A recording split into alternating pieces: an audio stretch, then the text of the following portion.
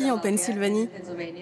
Depuis, cette jeune femme sage s'est mariée loin des paparazzis avec un ami d'enfance et sa mère est devenue l'efficace secrétaire d'État de Barack Obama.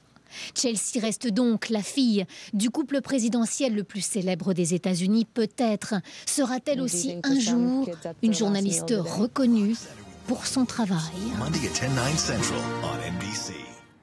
Affaire à suivre. Le sport avec d'abord la victoire de Joe Wilfried Tsonga en finale du tournoi de Doha. Il sort vainqueur de ce duel franco-français dans lequel il était opposé à Gaël Monfils. Le score 7-5, 6-3.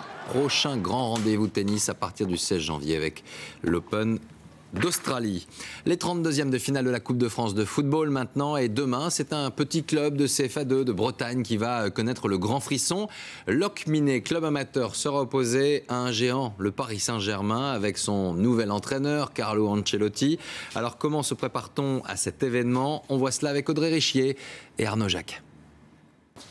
Dans la vie, Nicolas Clavel est commercial. Et le soir, à la sortie du travail, exit le costume-cravate, place au crampon. Le football, c'est son loisir, mais ces derniers jours, il a pris un peu plus de place dans sa vie. J'étais en séminaire de travail du coup à la Baule et du coup j'ai dû revenir exceptionnellement parce qu'il y a un gros match à préparer. Un gros match face au PSG, rien que ça. Locminé joue en 5e division. Son budget annuel 235 000 €, c'est à peine 2 semaines de salaire du nouvel entraîneur parisien Carlo Ancelotti. De quoi procurer quelques émotions à l'entraîneur breton. Ouais Romain, bien joué. Je ne peux pas vous dire comment je serai dimanche matin, comment je serai à 17h à 30 minutes de serrer la main de Carlo Ancelotti. Ce sont des inconnus, mais c'est aujourd'hui un rêve qu'on vit et puis on a envie qu'il se prolonge, quoi. Un entraînement dans les jambes et à peine 5 heures de sommeil pour Benoît Jacques, employé en alternance dans ce supermarché. Supporter du PSG depuis toujours, il jouera demain face à ses idoles.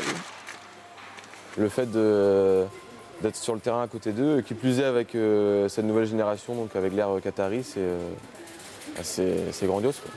On va tous essayer de récupérer les maillots des stars, entre guillemets, donc Pastore, Néné. Moi j'ai un petit faible pour Pastore. Locminé à mi-chemin entre Rennes et Lorient. 4200 habitants qui depuis quelques jours n'ont Dieu que pour leur club, la Cinco comme on dit ici. Hier, près de 500 élèves d'une école du village ont joué le match avant l'heure. Et même s'ils arborent fièrement le vert et rouge local, la venue du PSG ne laisse personne indifférent.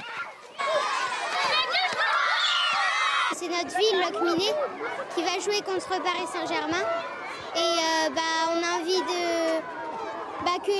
que la Cinco elle gagne. C'est le maillot du PSG. Et t'es supporter de qui alors? Des deux, de Locminé et de Paris. Demain, ils seront tous au stade et n'auront pas besoin de cours de chant.